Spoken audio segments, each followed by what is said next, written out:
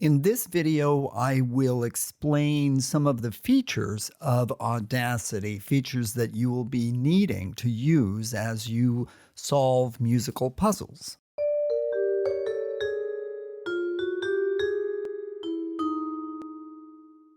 First thing we need to do is open up the program, open up Audacity, pause this until you have opened up the program.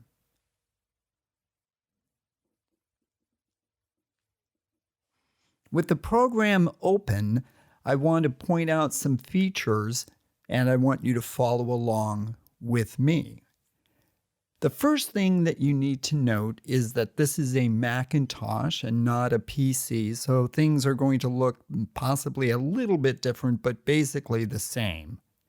The first thing you need to know is where the play and stop buttons are.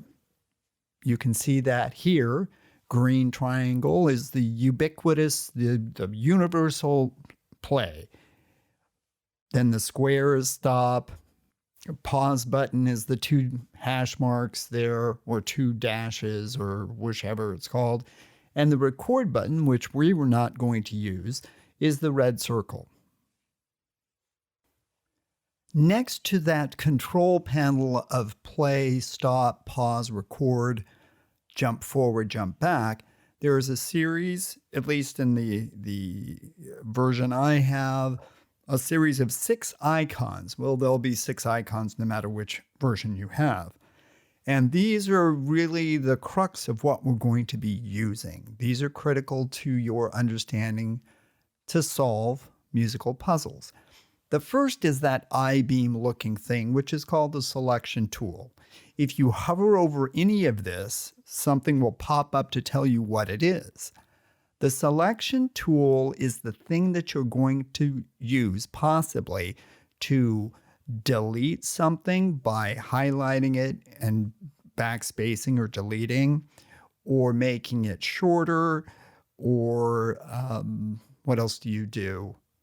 If you want, well, there are some effects that we're not going to use, but if you wanted to use an effect, you highlight what you want to manipulate, and then you go to effects and manipulate it. That's the selection tool. The next tool to it is the envelope tool, and this is basically letting you make something louder or softer, making the waveform bigger or smaller, depending on if you need to make it louder or softer. That's the envelope tool, and we'll get into that more later. And then the other one is this time tool, which is the arrow back and forth. This lets you shift a sound file to the left or to the right, or you can drag it to a different track, and we'll get into that briefly, shortly, whichever. We'll get into that shortly. All right, those are the big 3. The selection tool, the I-beam, the envelope tool, making things louder and softer, and the time tool, the time shift tool.